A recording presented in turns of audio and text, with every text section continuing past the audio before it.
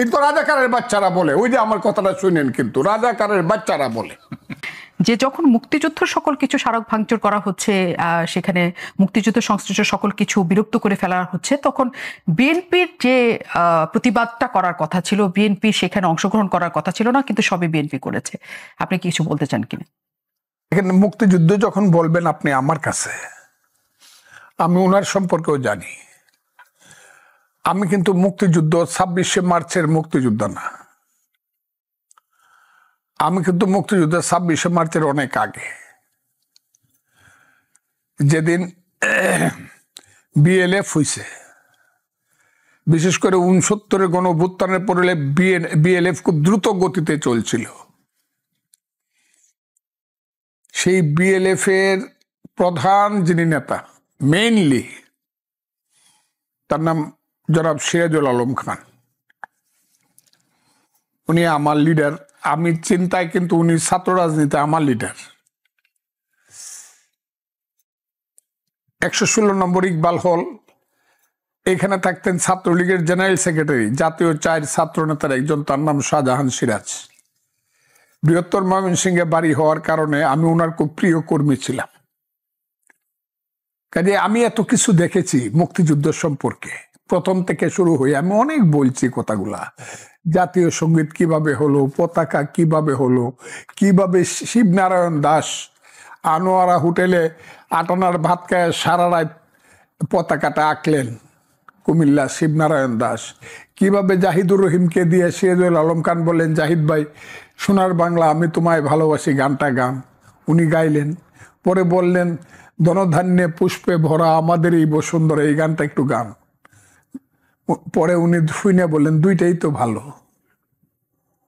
তবে একটা তো হলো বিশ্বকবি রবি ঠাকুরের, ওইটা আবেগ অনেক বেশি। আমার মনে হয় এটাই বেটার হবে জাতীয় সঙ্গীত হিসাবে, তবে বঙ্গবন্ধুর সঙ্গে কথা বলতে হবে। আমি কথাটা এই কারণে বলি যে এই জিনিসগুলো পর্যন্ত আমি দেখছি, আমি নেতা ছিলাম না। আমি সিরাজুল আলম খান সাহেব এখানে বসতেন, চেয়ারে বসতেন না উনি, কিন্তু ইনি কিন্তু পত্রিকা, মাহবুব ভাই জানেন, পত্রিকার পাতা বিছায় নিচে বসতেন। আমি হইলাম দরজার বাইরের কর্মী ওনার, নট দরজার ভিতরের। কিন্তু আমি এই ফজলু করে এটুক ডাক দিত আমাকে। আমি উনি কতগুলো ভাত খাইতেন, কি প্লেটের মধ্যে, সব কইতে পারব। এত কিছু দেখছি মুক্তিযুদ্ধ সম্পর্কে। আমাকে যখন আপনার মুক্তিযুদ্ধ সম্পর্কে কথা বলেন, এবং মুক্তিযুদ্ধ সম্পর্কে কেউ যখন বাজে কথা বলে, বাজে কি বলবো আপনাকে, তখন আমার মনে হয় আমার মাকে গালি দেওয়া হচ্ছে। তখন আমার মনে হয় আমার জীবনের সমস্ত বিশ্বাসকে হরণ করা হচ্ছে। এই যে ছেলে পেলেগুলা মুক্তিযুদ্ধ নিয়ে কথা বলে, কালকে না পরশুদিন এই ছেলেটা রাহিদ ইসলাম বলল। এখন আমি এদেরকে, মানুষ বলে আপনি এদেরকে তো বকেন কেন? না, আমি তো এদেরকে আদর করি। এদের বাপের চেয়ে আমি 15 বছর বয়সে বড়, এদের বাপের বয়স 60 বছর, আমার বয়স 78, আমি 18 বছরের বড়। ওদের বাপ মুক্তিযুদ্ধে যায় নাই, মুক্তিযুদ্ধের সময় ওদের মাকে বিয়া করে নাই, ওদের জন্ম তো পরে। ওই ছেলেটার বয়স 26 বছর। 26 বছর না, আমি তো 40 বছর আগে আমি দেশে এমপি হয়েছি। 40 বছর আগে আমি ফজলুর রহমান এমপি হয়েছি। 54 বছর আগে আমি মুক্তিযোদ্ধা কমান্ডার ছিলাম, 1200 মুক্তিযোদ্ধা আমি কমান্ডার ছিলাম। হাজারে হাজারে মুক্তিযোদ্ধা ফজলুর রহমানের নেতৃত্বে চলছে। আমার নাম শুনলে রাজাকাররা 7 মাইল দূর থেকে দৌড়ায় চলে গেছে।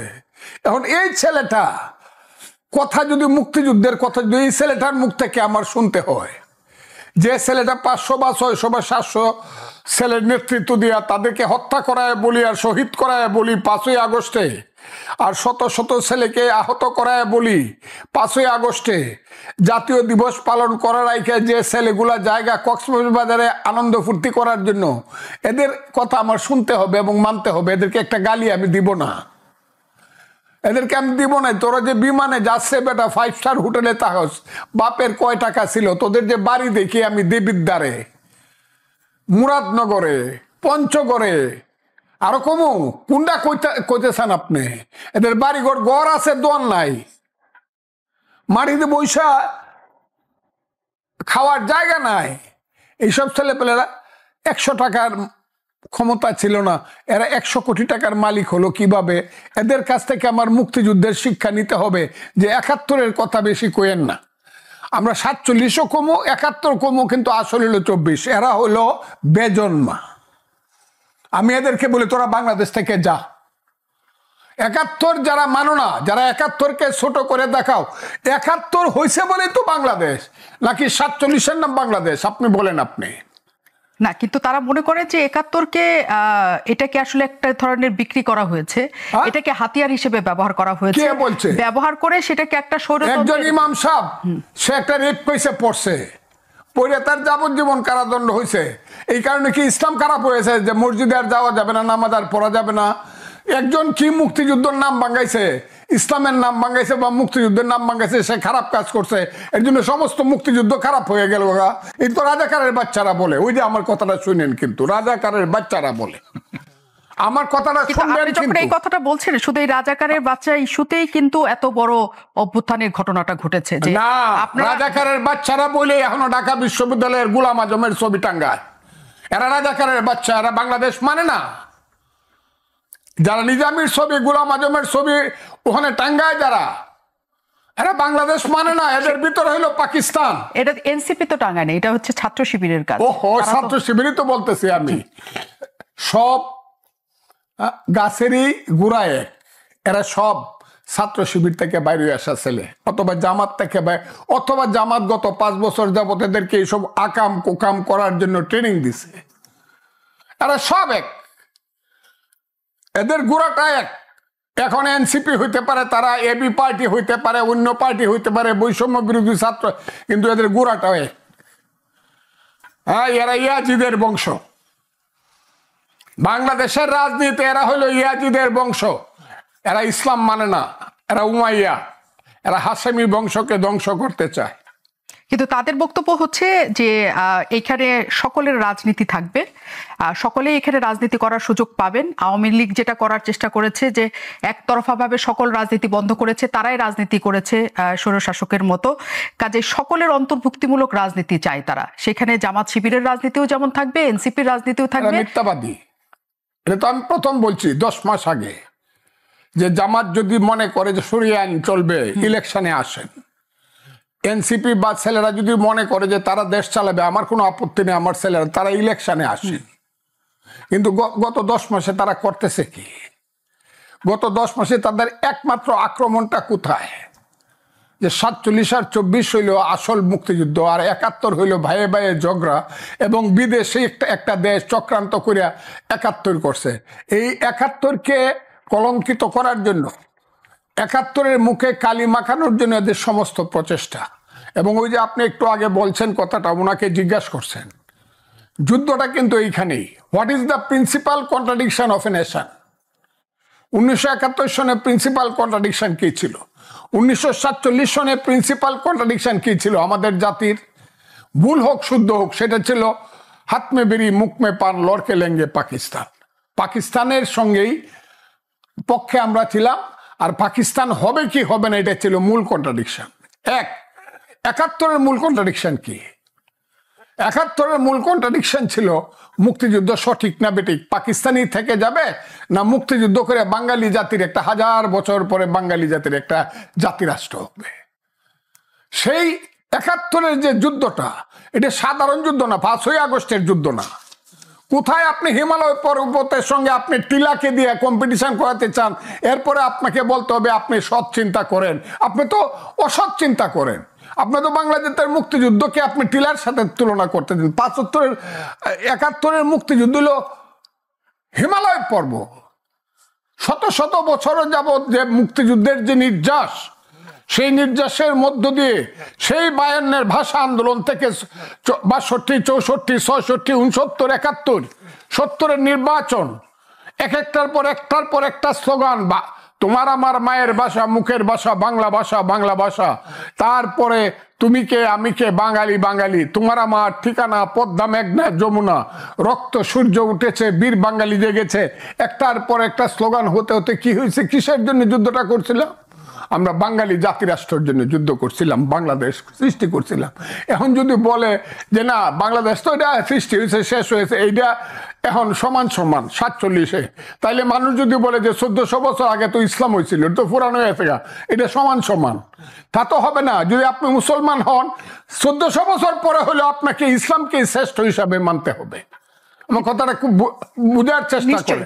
আর আপনি যদি মুক্তিযুদ্ধ বিশ্বাস করেন 71, তাহলে আপনাকে বিশ্বাস করতে হবে যে 71-এর যে যুদ্ধটা হয়েছিল চিরদিন বাঙালির জীবনে থাকবে, এবং এইটাই হলো বাঙালির 1000 বছরের শ্রেষ্ঠ অর্জন। কিন্তু তারা পেছনে ফিরে আমি তাদের কথার জবাব, এরা আমাদের ছেলে, এদের কথার কোনো জবাব আমি দেব না। নিশ্চয়ই না, কিন্তু 24টা সেই 71-এর ধারাবাহিকতা হিসেবেই তারা রাখতে চান, কিন্তু শুধু 71-কে কেন্দ্র করে যা কিছু করা হয়েছে সেটার পক্ষে তারা নন। তারা মনে করেন যে মুজিববাদ সৃষ্টি করা হয়েছে। তারা মুজিববাদ কবে হয়েছে? ছেলেরা জানে ওর বাপের জন্ম হয়েছে কবে হয়েছে মুজিববাদ? কতদিন পর্যন্ত মুজিববাদের স্লোগান হয়েছে? হাসিনার আমলে কি একটা মুজিববাদের স্লোগান হয়েছে? মুজিববাদের স্লোগান হয়েছে 1972 সনে, বিশ্বে এলো নতুন বাদ, মুজিববাদ মুজিববাদ। ছাত্রলীগ যখন 2 ভাগ হয়ে গেল, তখন সিরাজুল আলম খানের যে নেতৃত্বে যে ছাত্রদল রব সিরাজ ছিল, তারা দিত বৈজ্ঞানিক সমাজতন্ত্র, আর নূরে আলম সিদ্দিকী এবং আব্দুল কুদ্দুস মাখনরা দিত বিশ্বে এলো নতুন বাদ, মুজিববাদ মুজিববাদ। কিছুদিন পরেই দেখা গেল এটার পিছনে কোনো থিসিস নাই, কাজে 73-এর পরেই মুজিববাদ মুজিববাদ স্লোগানটা থাইমে গেল। এটা খন্দকার মোহাম্মদ ইলিয়াস একটা বই, মুজিববাদ বিশেষ, মুজিববাদের উপরে কোনো স্লোগান হয় না। কিন্তু 73-এর পরে মুজিববাদ কোনো স্লোগান ছিল না। আমি বলি শুনেন, এটা কি হয়েছিল? এইটা ছাত্রলীগ যখন ভাগ হয়ে গেল, তখন কোন ছাত্রলীগ, 2টা ছাত্রলীগকে আইডেন্টিফাই করার জন্য একটা মার্ক অফ ডিটেকশন, যে এটা কি রবের ছাত্রলীগটা কি, এটা হলো বৈজ্ঞানিক সমাজতন্ত্র বা এটা সমাজতন্ত্রী, আর এটা কি, এটা হলো মুজিববাদী। এটা ডিফারেন্সিয়েট করার জন্য, এটা কোনো ফিলোসফি হিসাবে না। 73 পরে মুজিববাদ it was no longer hard, এটা কেউ শুনেও নাই। কিন্তু সেটাই কিন্তু আমরা এখন শুনছি, আমরা তো না, এটা বললে তো হবে, এটা বললে হবে না। আমি বলি মুজিববাদের স্লোগান গত 50 বছরে একদিনের জন্য হয় না, এগুলো মিথ্যা কথা বলতেছে। কিন্তু যারা আরেকটা কথা আপনাকে বলি, নায়ক আছে, আরেকটা কথা বলি, ওই যে আপনি বলতেছেন যে ওগুলা বাদ দিয়ে দেন, সবকিছু করে দেন। আচ্ছা, শেখ হাসিনা যে 96 থেকে 2001 সন প্রধানমন্ত্রী ছিলেন, তার দল দেশ চালাইছে, ভালো মন্দ সেটা ইতিহাস বিচার করবে। তারপরে 2009 থেকে 2024 খুব খারাপ চালাইছে, ফ্যাসিস্ট। এই 2টা সময়ে শেখ মুজিবুর রহমান কই আছিল? কোথায় শেখ মুজিবুর রহমান কোথায় ছিল? বাংলাদেশে লুকায় আছিল, এবং অন্তরালে থেকে শেখ হাসিনাকে পরামর্শ দিত? বলেন, আপনি বলেন। যদি তাই না হয়, তাহলে শেখ মুজিবের উপর অত্যাচারটা শেখ হাসিনার চেয়ে, শেখ হাসিনা যদি অন্যায় করে তাকে ফাঁসি দেন বিচার করে। কিন্তু আমার কথাটা শোনেন, শেখ মুজিবের মাথার উপরে উঠে প্রস্রাব করলেন, যে বাড়িটা একটা ঐতিহাসিক বাড়ি, বাঙালি জাতি যতদিন থাকবে, ওই বাড়ির থেকে যে আঙ্গুলটা দেখাইছে 23শে মার্চ, ওটা থেকে যাবে, কিন্তু সব পুরায় দিলেন, করে দিলেন। আর শেখ মুজিব হলো পৃথিবীর সবচেয়ে খারাপ। হাসিনার 15 বছরের শাসনই কি শেখ মুজিব কবর থেকে উঠে আসছে তাকে খুব পরামর্শ দিছিল? তাইলে সবটা জেদ হইল শেখ মুজিবের প্রতি। কেন আপনি মুক্তিযুদ্ধ মানেন না? শেখ মুজিব এই খারাপ কাজটা করছিল। এই কথা থেকে এই প্রশ্নটাই আসলে, যে ধারাবাহিকতা যদি 71-এর 24 হয়, তাহলে তো কখনো মুখোমুখি দাঁড়ানোর কথা না, কিন্তু আমরা মুখোমুখি দেখছি যে কোনো ভাবেই হোক। এটা কি কোনো রাজনৈতিক দল বা দল সমূহ কোনোভাবে এটা রাজনৈতিক কোনো খেলার অংশ হিসাবে দাঁড় করাচ্ছে কিনা? আমার একটা ব্যাখ্যা আছে, সেটা পরে বলতেছি। জি, প্রথম কথা একটু বলে নেই, সেটা হচ্ছে যে দেখেন, মুক্তিযুদ্ধ যদি না হইতো, আজকে যিনি সচিব তিনি থাকতেন সেকশন অফিসার। মুক্তিযুদ্ধ যদি না হইতো, আজকে যিনি লেফটেন্যান্ট জেনারেল, মেজর জেনারেল, তিনি বড়জোর মেজর হইতেন। মুক্তিযুদ্ধ যদি না হইতো, আজকে যারা গ্রুপ অফ কোম্পানিজের মালিক তারা মুদি দোকানদার হইতেন। অথচ আমরা মুক্তিযুদ্ধকে এটাকে ডিফেম করার চেষ্টা করতেছি। পারবেন না। দেখেন, পিঠ দিয়ে পাহাড় ঠেলেন না, পারবেন না। আপনি যে প্রশ্নটা করলেন সেটা হলো যে এটার পিছনে কি কারণ, আমরা একটু ব্যাকে যাই। সেটা হলো, এটা হচ্ছে যারা মানে হাসিনা রেজিমকে যারা উৎখাত করছে, তাদের ফিলসফিক্যাল ব্যাংক্রাপসি এই মুক্তিযুদ্ধকে আঘাত করা। এটা কেন আমি আসতেছি পরে। দেখেন, জিয়াউর রহমান যখন ক্ষমতা নিলেন, উনি দল গঠন করার চিন্তা করলেন, তখন উনি তো আর আওয়ামী লীগকে নিতে পারবেন না, তাই না, দলে। তাইলে ওনাকে যদি একটা পলিটিক্যাল স্ট্রেংথ তৈরি করতে হয়, রাজনৈতিক শক্তি তৈরি করতে হয়, তাইলে অ্যান্টি আওয়ামী লীগ ফোর্সকে তাকে নিতে হবে, আওয়ামী লীগ তো তার সঙ্গে যাবে না। তখন উনি কি করলেন, এই যে কিছু মানে যারা অ্যান্টি লিবারেশন ছিল, এই যে শাহজিজ ধরেন মশিউর রহমান টমান এদেরকে নিলেন। তারপরে ধরেন অ্যান্টি আওয়ামী লীগ যারা ছিল, যেমন ধরেন যে ওই যে 7 মার্ডারের আসামি, হ্যাঁ ওই যে কি ওটা একটা দল ছিল তার একটা জাকপা, শফিউল আলম প্রধান, তাকে জেল থেকে বের করে তার দলে নিলেন, ফ্রন্টে নিলেন। এই অ্যান্টি আওয়ামী লীগ এলিমেন্টগুলিকে উনি নিয়ে তার দল গঠন শক্তি বৃদ্ধি করতে চাইলেন। এখন হয়েছে কি, এই যে 24-এর পরে যারা এটা নেতৃত্বে ছিলেন, এনসিপি বলেন আর যারাই হলেন, তারা মানে হাসিনা রেজিমের পলিটিক্সের চাইতে বেটার কোনো পলিটিক্স উদ্ভাবন করতে পারলেন না। মানে তাদের সেই যোগ্যতাই নাই, তাদের এটা ফিলোসফিক্যাল ব্যাংক্রাপসি। বেটার পলিটিক্সটা তাদেরকে যে উদ্ভাবন করে এটাকে মানে কি বলে যে রিপ্লেস করবেন, এটাকে প্রতিস্থাপন করবেন, সেই মেধা তাদের নাই, সেই যোগ্যতা তাদের নাই। তখন কি করলেন, একটা ইজি সলিউশনটা কি, এই মুক্তিযুদ্ধকে আঘাত করতে হবে এবং তাইলেই আওয়ামী রাজনীতি শেষ হয়ে যাবে, ফলে আমরা একটা শক্তি হিসেবে দাঁড় হব। এইটা যদি তারা মানে শেখ হাসিনার যে রাজনীতি সেইটার বিকল্প একটা উন্নত রাজনীতি যদি ওরা বের করতে পারত, তাইলে কিন্তু আর মুক্তিযুদ্ধকে আঘাত করতো না। হ্যাঁ, তাহলে আঘাত করতো না, তাহলে ওইটা দিয়েই তো তারা রাজনীতি করতে পারতো। ওইটা তো পারলো না এবং এটা এই যোগ্যতাই নাই। ফলে তারা আঘাত করলো কি, মুক্তিযুদ্ধকে। তাহলে কেন আঘাত করলো, যে আওয়ামী লীগ রিপ্রেজেন্টস মুক্তিযুদ্ধ, আওয়ামী লীগ মুক্তিযুদ্ধকে প্রতিনিধিত্ব করে। তাইলে মুক্তিযুদ্ধকে যদি ডিফেম করা যায়, তাকে যদি নিশ্চিন্ন করে, তাহলে আওয়ামী লীগ নিশ্চিন্ন হয়ে যাবে, এটা চেইন ইফেক্টে। ফলে ওই সোজা পথটা বেছে নিছে। হ্যাঁ, তারা যদি কঠিন পথ বেছে নেওয়ার মতো যোগ্যতা থাকে। এটা কি খুব সরল একটা মত হচ্ছে না, যে আওয়ামী লীগকে বিলুপ্ত করলে, মুক্তিযুদ্ধকে বিলুপ্ত করলে আওয়ামী লীগ বিলুপ্ত হবে? কারণ এই দেশের প্রতিটা মানুষই তো মুক্তিযুদ্ধ ধারণ করে। সেখানে আবার যারা মুক্তিযুদ্ধ ধারণ করে তারা তো সবাই যে আওয়ামী লীগ করে এমনও না। না, আপনি তো বলতেছেন যে রিয়ালিটিটা, মানে ন্যারেটিভটা কি? ন্যারেটিভটা হলো যে আওয়ামী লীগ মুক্তিযুদ্ধের নেতৃত্ব দিয়েছে, বঙ্গবন্ধু নেতৃত্ব দিয়েছে, আওয়ামী লীগ নেতৃত্ব দিয়েছে। সুতরাং এরকম একটা ন্যারেটিভ মানে তারা ধরে নেয় যে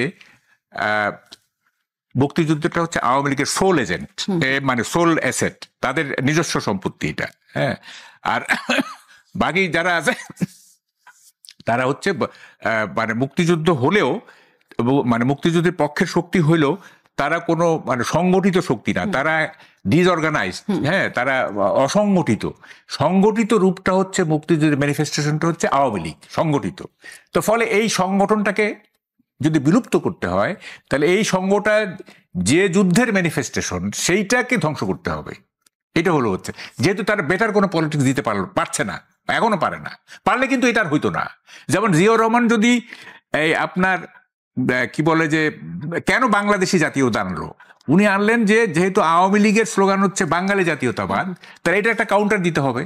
এটা কাউন্টার কি হলো, উনি বাংলাদেশি জাতীয়তাবাদ বের করলেন। হ্যাঁ, তো ফলে একটা ডিস্টিংগুইশ করতে হবে, একটা পার্থক্য করতে হবে, তাই না? তো পার্থক্য করতে গিয়ে যদি আপনি মেধাশূন্য হয়ে যান, থাকেন, বা আপনার যদি সেই ইনোভেটিভ পাওয়ার না থাকে, মানে ফিলোসফিক্যাল আপনার স্ট্রেংথ না থাকে, তাহলে তো আপনি একটা ইজি সলিউশন বের করবেন। হ্যাঁ, ইজি সলিউশন বের করতে গিয়ে আপনি এই কাজটা করতেছেন, এটা ঠিক না। এটা এটা এটা এটা কেন যে এটা করতেছে আমি এটাই বুঝলাম না। মানে আপনি মনে করছেন যে সরলভাবে আপনার যেটা মনে হয় যে তারা হচ্ছে রাজনৈতিকভাবে তাদের শক্ত অবস্থান এবং আওয়ামী লীগকে পুরোপুরি বিলুপ্ত করার ক্ষেত্রে, আর তারা মনে করছে মুক্তিযুদ্ধ বিলুপ্ত করলে আওয়ামী লীগ পুরোপুরি বিলুপ্ত হয়ে যাবে। এই কারণেই তারা ৭১-কে তারা একটা প্রতিযোগিতার জায়গায় নিয়েছে। আমি ফজলুর রহমানের কাছে আসি। যে প্রশ্নটা মাসুদ কামাল শুরুতে করেছিল আপনাকে আমি বলতে চাই, আওয়ামী লীগ কেন মুক্তিযুদ্ধের সোল এজেন্ট হবে? আপনি নিজে মুক্তিযোদ্ধা এবং বিএনপিতে প্রচুর মানুষ আছেন, প্রচুর মুক্তিযোদ্ধা আছেন যারা একেবারে সম্মুখ সারির মুক্তিযোদ্ধা। শহীদ প্রেসিডেন্ট জিয়াউর রহমানও, তিনিও সেক্টর কমান্ডার থেকে শুরু করে তিনিও বীর মুক্তিযোদ্ধা। তাহলে কেন আওয়ামী লীগের কাছে সোল এজেন্টটা গেল? এবং আপনি বলছেন যে মুক্তিযুদ্ধের সম্পর্কে কেউ কিছু বললে আপনার মনে হয় মা সম্পর্কে কিছু বলছে, এরকমই নিশ্চয় সকল মুক্তিযোদ্ধার একসাথে এটা মনে হয়। কিন্তু এই গেল 1 বছরে 32 নম্বর ভাঙা থেকে শুরু করে, মুক্তিযোদ্ধাদের স্মারক ভাস্কর্য ভাঙা থেকে শুরু করে, এবং 24-এর বর্ষপূর্তিতে আমরা তখনকার সেই রাজাকারদের ছবি টানানো থেকে শুরু করে আমরা বিএনপি, ছাত্রদল, এই ঘরানার মানুষকে খুব বেশি প্রতিবাদ তেমন করতে দেখিনি। কেন? তারা ধারণ করে না, নাকি তারা মনে করে না যে এটা দরকার আছে? আমি আবারও বলি আপনাকে, এই দেশে এখন what is the principal contradiction of politics in Bangladesh? Bangladesh রাজনীতির প্রধান দ্বন্দ্ব কি এখন? বিএনপি এখনো মনে করতেছে প্রধান দ্বন্দ্ব হইলেও একটা ইলেকশন হবে কি হবে না। কাজে বিএনপি দল হিসাবে এটা চিন্তা করে থাকলে আমি তো বিএনপির মানুষ, এটা আমাকে ধারণ করতে হবে নিশ্চয়ই। আমি যেহেতু দল করি, যে প্রিন্সিপাল করে একটা ইলেকশন করা যায় কিনা কোনোভাবে, এবং বিএনপি কিন্তু ইলেকশন করার পথে অনেক আগায় গেছে। ঠিক আছে, এমনকি এটাও বলে ফেলছে আমাদের মহাসচিব যে নির্বাচন হইলে আমরা জয়লাভ করব এবং প্রধানমন্ত্রী কে হবে এইটাও বলে ফেলছে। সবাই জানেন আপনারা।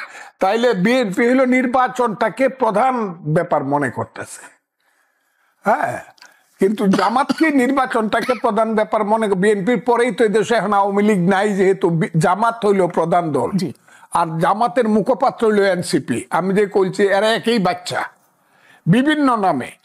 সত্য যুগে যিনি হরিণ, ত্রেতা যুগে তিনি রাম, দ্বাপর যুগে কৃষ্ণচন্দ্র, কলিতে গৌরাঙ্গ। তারা হইলো এই দল। সেই জামাতের যে দলটা, এরা কি মনে করে যে মানে ওটা হইলো ইলেকশন? না, তারা এটা মনে করে না। তারা মনে করে যে আওয়ামী লীগকে তারাইছি, এখন বিএনপি যদি তারাই দিতে পারি তা আমাদের যে ফিলোসফিক্যাল ফাইট, তাদের ফাইটটা ফিলোসফিক্যাল, আর বিএনপির ফাইটটা হলো পলিটিক্যাল, একটা ইলেকশন চাই। আর জামাতের ফাইটটা হলো ফিলোসফিক্যাল। কি ফাইট? 47-24 ঠিক ছিল, 71 ভাইয়ে ভাইয়ে ঝগড়া ছিল, এবং এই ঝগড়াটা লাগাইছে দিল্লি, আমাদের পাশের দেশ।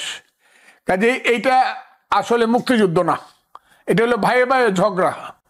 এবং শেষ পর্যন্ত যখন বলা হয়েছে, আমি কেন জামাতে বলছি যে এইসব কথা বাদ দিয়ে ইলেকশনে আসেন, এই কথাই বলেন। যদি ইলেকশনে আপনাদেরকে মানুষ ভোট দেয় যে 71-এ কোনো ইলেকশন হয় নাই, শরিয়ার এগেইনস্টে কোনো আইন হবে না, আপনাদেরকে ভোট দিলে আপনারা করেন। এটা প্রতিদিন আমি জামাতকে বলছি। আমার কাছে মনে হয়েছিল এদের বুঝি শুভ বুদ্ধির উদয় হয়েছে, কিন্তু ওই যে ইংরেজিতে যে ক্লাস 7-এ পড়ছি, black will take no other hue, কয়লা ধুইলেও ময়লা ছাড়ে না। জামাত সেই 71-এর যে তাদের পূর্বপুরুষের পরাজয়, যে পরাজয়টা আমি চোখে দেখছি, আমার কাছে মনে হয়েছে রাজাকার আলবদররা এই পৃথিবীতে বৃথা জন্মগ্রহণ করছে।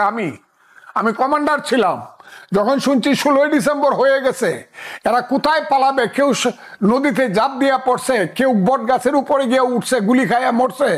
রাজাকারের কমাইগুলো আপনারা দেখেন নাই তো? আমি দেখছি, এবং আমি শত শত জামাতের কর্মীর নাম বলতে পারবো যাদের বাপেরা মুক্তিযুদ্ধের গুলি খাইয়া মারা গেছে, যাদের বাপের আমি নাম বলে দিতে পারবো এখনো, যারা জামাতের নেতা। এরা ওইটা ভুলে নাই বলেই এরা ছোট আত্মার মানুষ হিসাবে বলছে 71 ভুলে যাও। কেন ভুলে যাও? যারা অস্ত্র হাতে নিয়েছিল তারা আল্লাহর কাছে মাপ চাও। আমার কথাটা সত্য না মিথ্যা আপনি দেখেন, তারা লেখছে মাপ চাও, ক্ষমা চাও। অস্ত্র হাতে নিয়ে যারা যুদ্ধ করছিল, সেই দিন থেকে আমি মনে করছি যে এই দেশ থাকুক, যদি মনে করি মুক্তিযুদ্ধের পক্ষে থাকুক, আর আমি যদি বেঁচে থাকি, জয় অথবা মৃত্যু সংসপ্তকের ভূমিকা পালন করব। ওই যে আপনারা একটু আগে বলেন Fazlur Rahman is the champion, আমি প্রথম বাংলাদেশে বলছি, এই রাজাকারের বাচ্চারা এখনো কিন্তু জীবিত আছে মুক্তিযোদ্ধারা, মুক্তিযুদ্ধ কিন্তু ধ্বংস করতে পারবে না, যুদ্ধ করে দেখতে পারোস। এবং এখনো অবস্থাটা এরকম হয়েছে। আপনাকে বলি, বাংলাদেশে জামাতের পাওয়ার এখনো অনেক বেশি, কারণ ব্যাংক তাদের, ইন্স্যুরেন্স কোম্পানি তাদের, হসপিটাল তাদের, শত শত কোটি টাকা তাদের, হাউজিং ব্যবসা তাদের, শিবিরের মতো একটা ক্যাডার ভিত্তিক দল তাদের, যারা ঢাকা বিশ্ববিদ্যালয় দখল করে রাখছে, তাদের শক্তি আছে। কিন্তু তাদের শক্তি আছে, ইট ইজ লিমিটেড।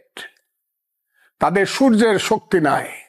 সূর্য হলো মুক্তিযুদ্ধ, সারা বাংলাদেশের শক্তি হলো মুক্তিযুদ্ধ। কিন্তু তারা এখন আমি আপনাকে বলে লই, সারা বাংলাদেশের শক্তি হলো মুক্তিযুদ্ধের। দেখতে পারেন, আমি দুইভাবে দেখাইতে চাই। আমি বলবো সিলেট একটা জেলা, সিলেটে সবচেয়ে বেশি অলিয়া উলিয়া গাউস কুতুব দরবেশেরা হযরত শাহজালাল শাহপরানের নেতৃত্বে ইসলাম প্রচার করছে প্রথম। কথাটা তো ঠিক, উনি মুসলমানের একদম 5 ওয়াক্ত আজান দেওয়ার সঙ্গে সঙ্গে মসজিদ ভরে যায়।